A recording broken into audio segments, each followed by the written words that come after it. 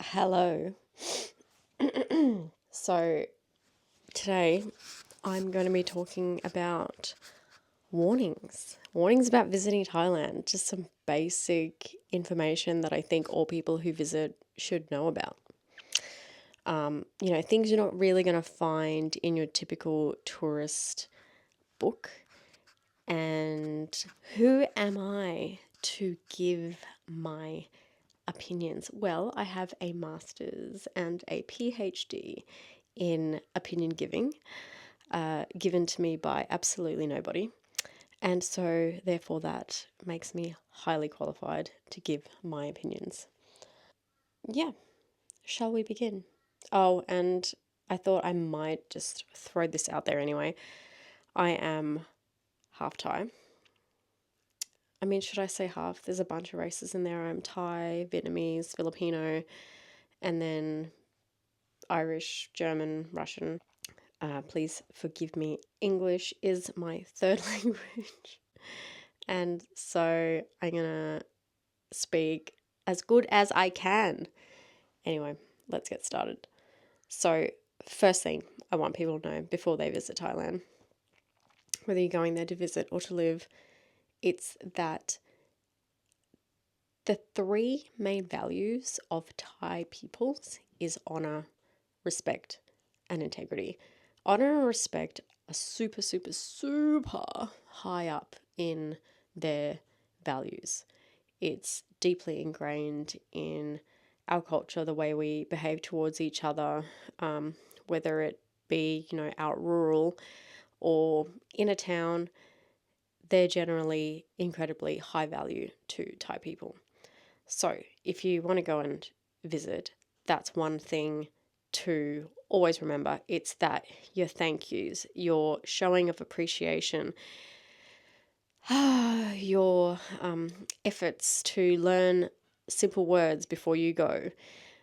Kindness and patience will go a really, really long way in Thailand. Don't go there to stress and bring your stressy shit there with you and put that on the people, because that is just not going to go down well with anyone.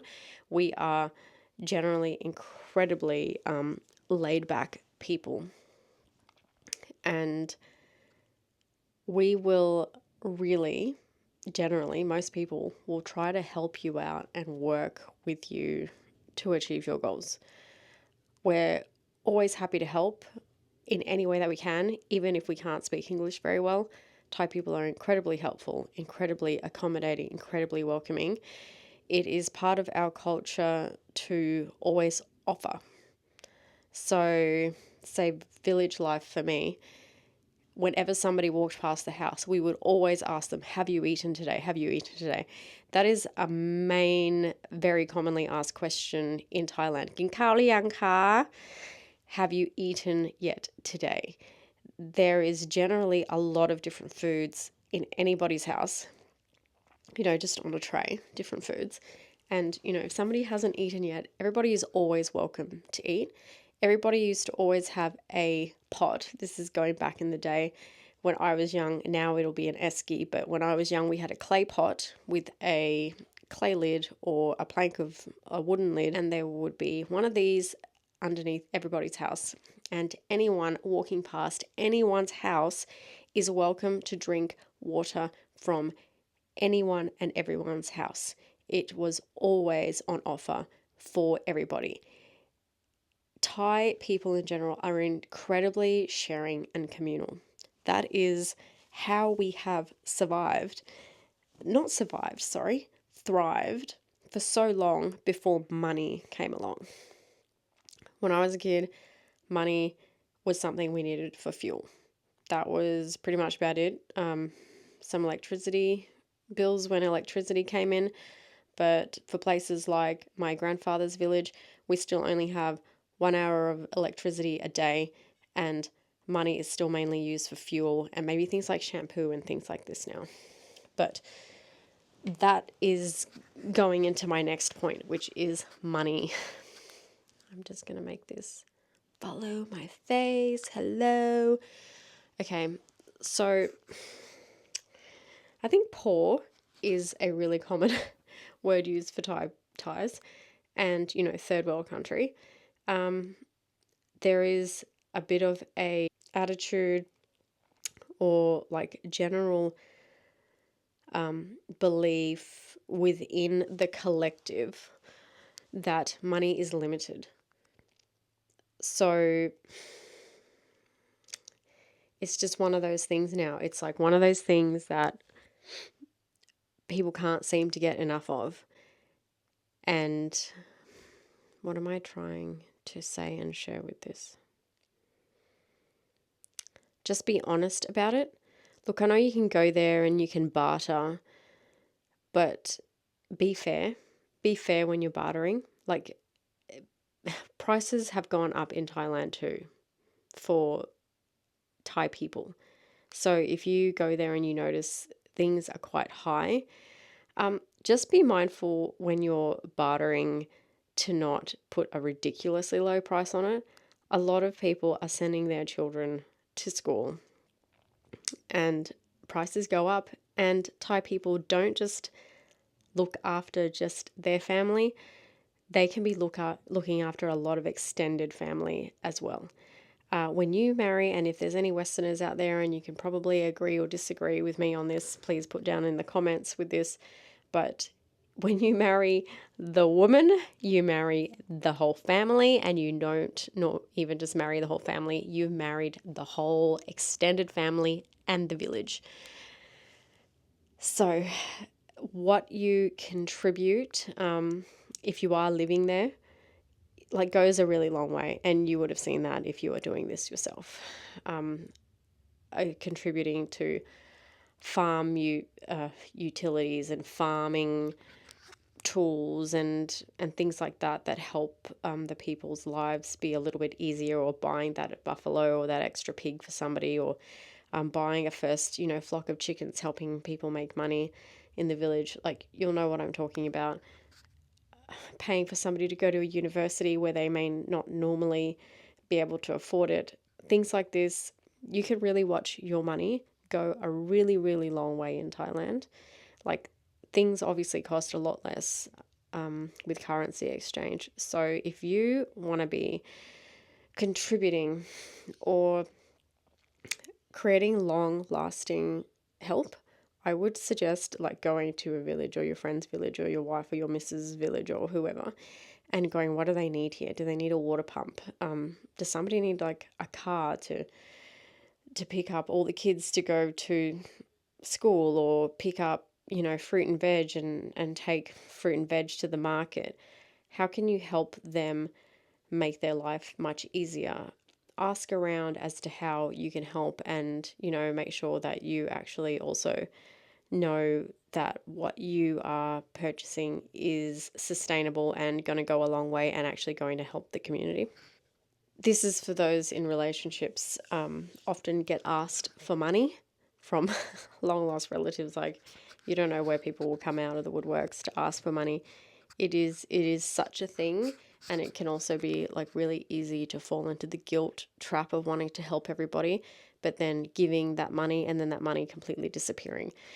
Because, and I don't mean to generalize, but a lot of people who are poor and incredibly uneducated on ways to work with money, it can often just completely disappear, and then you'll just keep getting asked for more and more and more. So be aware of that. Sometimes you have to be cruel to be kind, and you have to say no, because you're not an endless piggy bank either. What's another thing? Going there and thinking that you can be really free, and I'm saying that wrong, but I think more so of like going there and thinking you can kind of just let your hair down, be a complete slob, go everywhere with your shirt off, or hang out in a bikini, like up in the mountains. Thailand is like a place where so many people go and they kind of think they can really be their full slovenly selves. And that's just really not the case of how Thai people want to see you go there and do and be. Look, there's a huge drinking culture. That's not just amongst the tourists. That is like anywhere and everywhere, any village. Drinking culture is huge.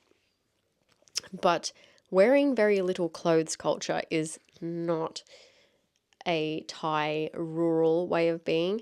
You might find that in your red light strips and your towns and your cities, from bar girls, also trying to support their families and their entire village, some of them. And they'll dress how they need to dress to get men's attention. But it is not an open invitation to just kind of get around. Okay, I'm mixing topics here, but don't go there and be a disrespectful wanker. Look after your motorbikes that you rent. Look after your things that you rent. Don't be a pig. Don't be a pig out in public. Don't be rude and swearing and just getting around drunk and thinking you can do whatever you want and damaging property. Like, you wouldn't do that in any other space. So don't go to Thailand and do it. Thailand is not the place to go and treat like shit. Let's just get that really, really clear. Thai people and Thai men, look, they're pretty laid back. But this isn't like in England or in Europe or in Australia, where you might have a fight with someone and then afterwards, see a guy on the ground and walk away. You might often find that you have gotten into a fight with the Thai guy and then 7 other friends come from out of nowhere. Next minute, your head is getting kicked into the ground and they're not going to stop until you're dead, or they think that you're dead. This is just very, very different. So, don't think you can go there and get too rowdy and disrespectful, because you may be put in your place and you may sometimes get put in your place permanently. And I don't mean that rudely. I just get that Thais behave differently there. It's more of a tribal mentality.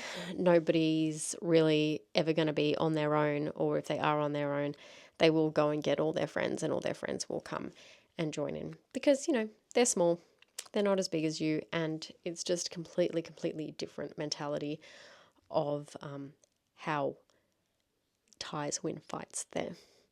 And plus, you never know who is actually really good at martial arts. As a lot of you know, Muay Thai is an incredibly big sport, and a lot of guys have trained at some point, whether they've been drawn for the army or just in general. Yeah, that is just, I'm just letting you know that we just do things a little bit different there. I keep saying we. Oh, God. The other thing, the way you treat women there, you can still go to a bar if that's what you're into, and if that's why you're going there, to get with a woman, have your paid services, and you can still treat them with respect. That's just a given. You'd be kicked out if you went to some European brothel or any other,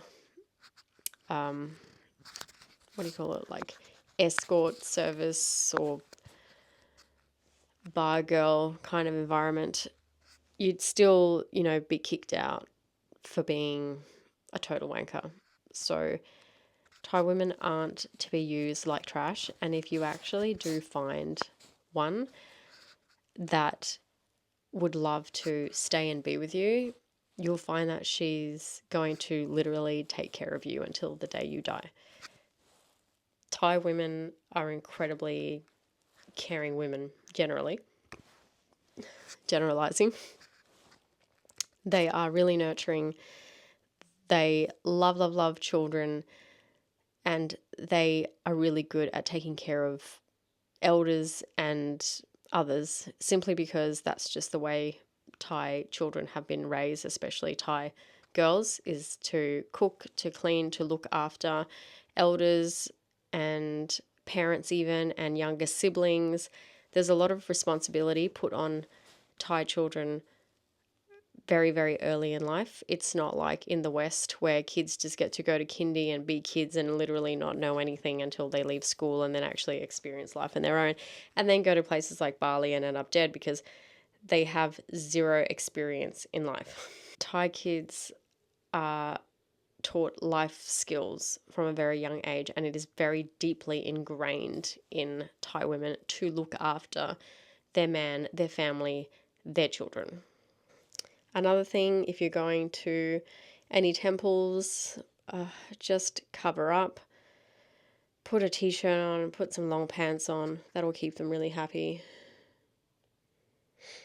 God knows, I hear about it.